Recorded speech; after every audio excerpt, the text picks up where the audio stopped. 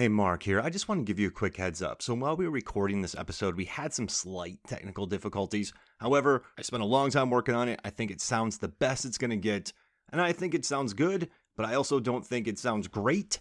So I just wanted to give you a heads up. So if you're listening to it, you're not kind of wondering about the sound levels here. But overall, we recorded this episode for Friday the 13th. It's a fun final fight. It's about Chris Higgins and Friday the 13th, part 3. She's a beast. She wipes the floor with Jason Voorhees, and it's wonderful. I just want to give you a quick heads up, though. There are slight technical difficulties. The sound is a little uneven in points, but this is A+. It's a lot of fun. We had a great time. And also, we just wanted to celebrate Chris Higgins on Friday the 13th. Thank you. Enjoy.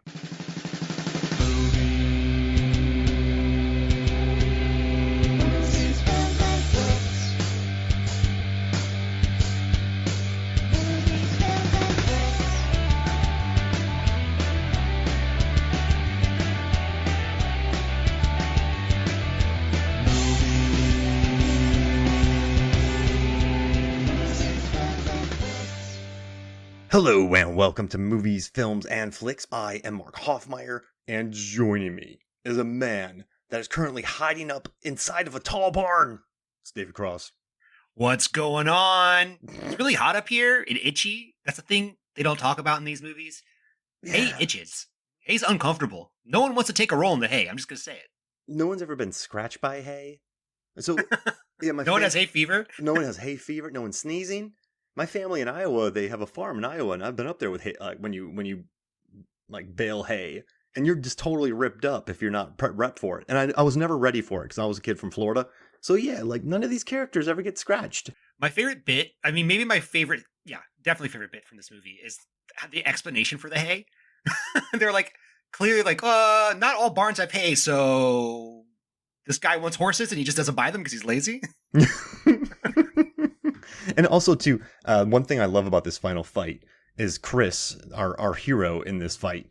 She takes one of the bales of hay and just hosses it over the opening of that you have to climb up a ladder to get through to get to the area where she is. But she just throws this big bale of hay down on top of it.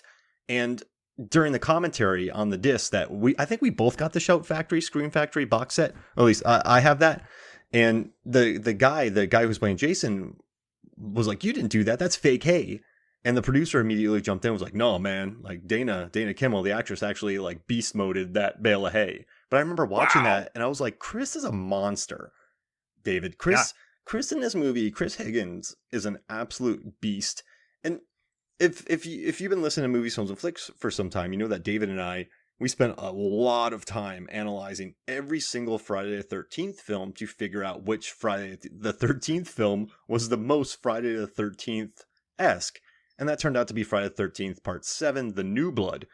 Listen, I just want to say something real quick. I love the Scream movies because it's Scream 2, Scream 2, Scream 3, Scream 4, Scream 5. But then when you get in these Friday the 13th, Part 7, The New Blood, geez Louise. So we analyze everything. But during this rewatch, you got the earlier films, correct, David? And I got the later films? Yeah, I did all the earlier ones, yeah. And so I didn't watch Friday the 13th Part 3. It wasn't until I got assigned by Fandom last year to analyze for Halloween Kills, to go through all the Halloween movies, all the Nightmare on Elm Street movies, and all the Friday the 13th films to analyze all the kills, all the escapes, just anything about these killers that's unique. And so I was going through the franchises again. And I watched, Friday the 13th is my favorite. It is now. But I watched the first one, Friday the 13th. And I watched as Alice just straight up battles Pamela Voorhees. She knocks Pam with a fire poker. She levels Pam. She knocks Pam out again. And eventually she decapitates Pam. Alice makes it to boss level. And then you go to Friday the 13th Part 2. Adam Clement, guest of the MFF, that's his favorite Friday the 13th. But in that one, Ginny, she escapes, runs through a car. Then she runs into the woods. Then she tricks Jason into thinking that she is Pamela, his mother. And then she hits him. So Ginny, absolute beast, uses mind games to trick Jason Voorhees. But then, David, and this is a long story, Dave, but then we get to Friday the 13th Part 3.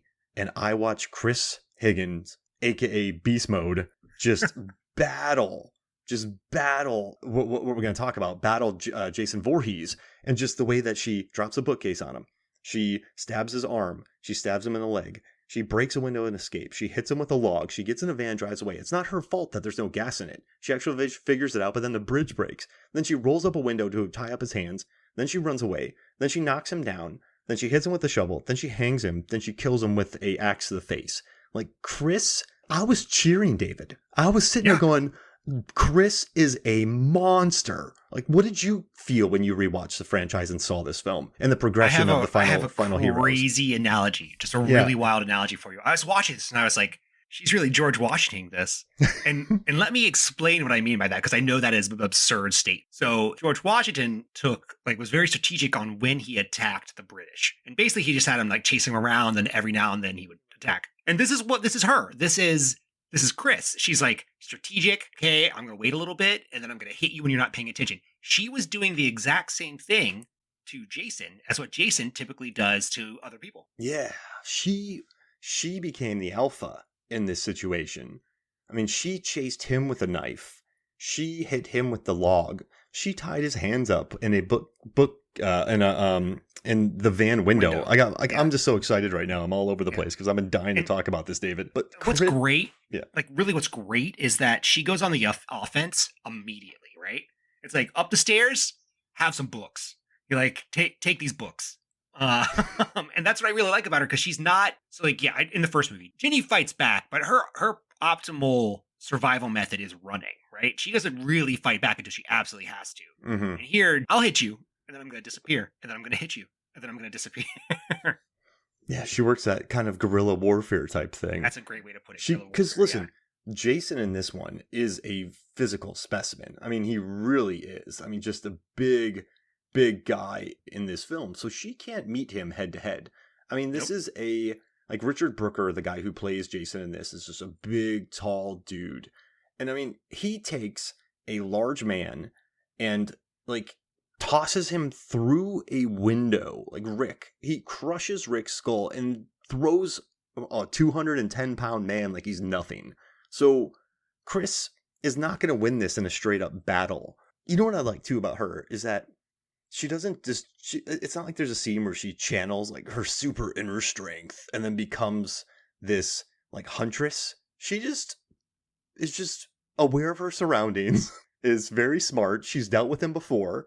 She knows about this guy, and she's just tough. And I kind of dig that about her, because she's screaming the whole time, David. But that's what I love about, like, I would be screaming the whole time. Like, I was watching her, and I just thought about how refreshing it was that she would scream, drop a bookshelf on him, scream, stab him, scream, fall out of a window. But she just was like the ultimate survivor. She just wouldn't stop. And it's such a... I never thought about the Friday the 13th franchise before, at least just the first three films, as featuring just final heroes who... Like, I mean, listen... I know that Ginny definitely runs away from Pam, but she lets Pamela have it. I mean, Alice could have killed Pam. Alice, not Ginny. Alice could have had Pam dead to rights with that fire poker. But I mean, who thinks about that? Like, no one thinks about that. But what I like too is, as Alice would knock out Pam, run away, Alice would knock out Pam, run away, then Ginny would run away, and then eventually she figured it out. Chris, when she has Jason on the rope, she hangs him. Like, she does what everybody in a horror movie says that you should do. So she knocks him out with a shovel, hangs him. Everybody in the theater is always like, hang him, kill him, do it, don't do that. Like, Dewey, don't do this. You know, Scream 5, like, don't do any of this, don't do that. She hangs the dude, and then he comes back. So she's doing everything she can. And then Jason is just a steam engine in this. Yeah. So it's... Do you know, I'm glad you brought this up, but do you know the point at which Jason screwed up in this film? Wait, what Jason? I can tell you. What? Jason screwed up. When Jason could have cleared out everyone. He could have ended the film with a 100% body count. The moment he screwed up, threw Rick's body through the window. Yeah. Because until that point, she didn't know where he was. And as soon as she found out where he was, it was game over. Yeah. That was an interesting move by Jason, because when you think of Jason in the first couple films, and in this film, I mean, he really relies on stealth. But you know what's interesting? He throws the body through the window. She goes upstairs, and then she finds the body in the closet.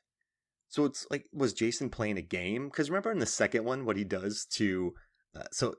in the first one, Alice lives, but then the second one, Alice comes back, and he sets a trap in a refrigerator with a cat and a decapitated head. And Just a whole bunch of silliness. So was he trying to set a trap on Chris by having her go upstairs and find every single dead body imaginable? Was he playing mind games and it messed up on him? What happened here? So I generally think of Jason as being at least in the earlier ones, as being a stealth killer. You can't have bodies hanging around because if you run into them, they're going to run away. They're going to call the police. So he just hides the bodies as best as he can. I think he threw the body through the window because he recognized her previously and was tormenting her. Yeah, because of their run-in when she was younger.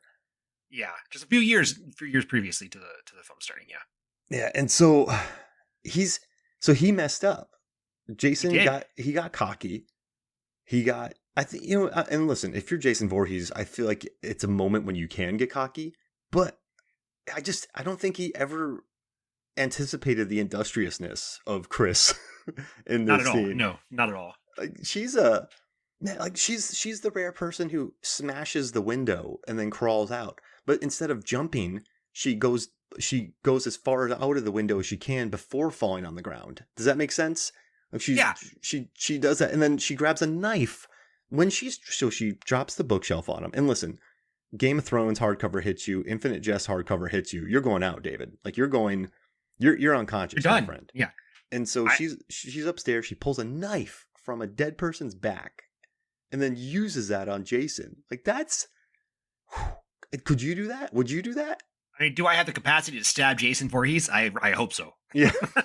I hope so. I don't know, but I hope so. But like, I feel like, you know what makes this good too is I feel like you're in this scene. You're never okay. In the beginning, I think Chris is kind of yelling. She's like, "Where are you, Rick? What are you doing?"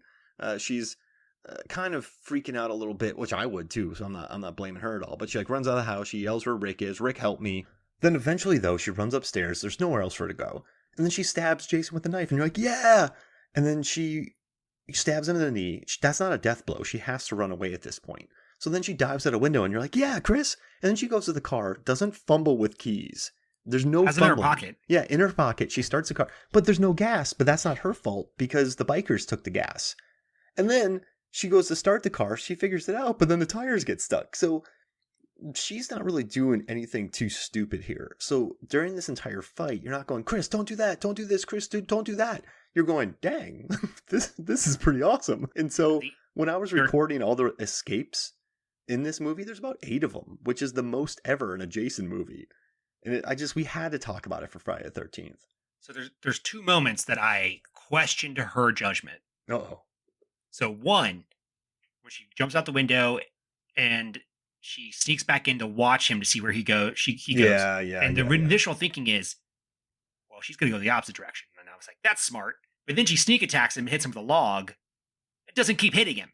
And then runs to the van. She could have just run to the van immediately. And the second one is less of an omission, less of I think a screw up, is when she body slams him from the top rope of of the barn when she jumps on him. I think she could have had a weapon, right? Like that would have really, really ended him there.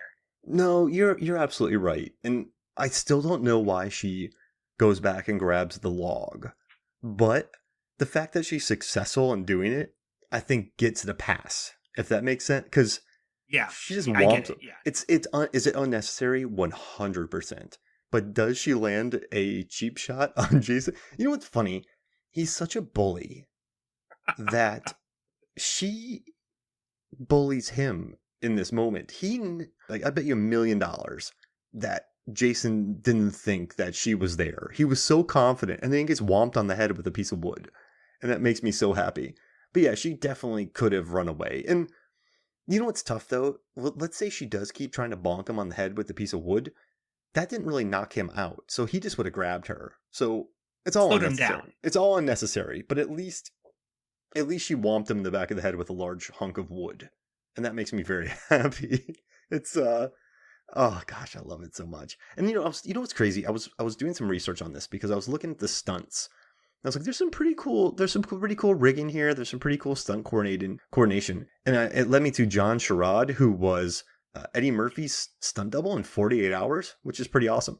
Oh, but that's pretty cool. He actually worked Friday the 13th Part 3, and then he did Final Chapter, and then he did New Beginning. And so this is a guy who also worked on Die Hard. He had a huge stunt career.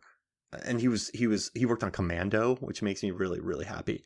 And so this is a guy who had Red Heat. He did Coming to America. He was the stunt coordinator in